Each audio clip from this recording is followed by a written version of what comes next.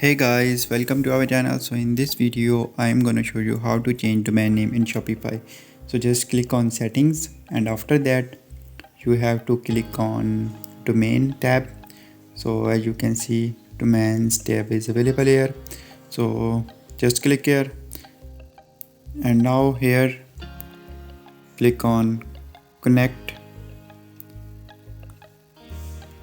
Just in order to change your domain name, this is very important that you have to buy a premium package of Shopify or you have to purchase a domain name from third-party app. So simply here you can see you can buy a domain.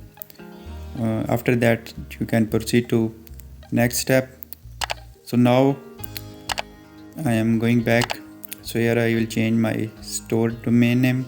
Just you have to click on this blue circle and here you can change your store name, and after that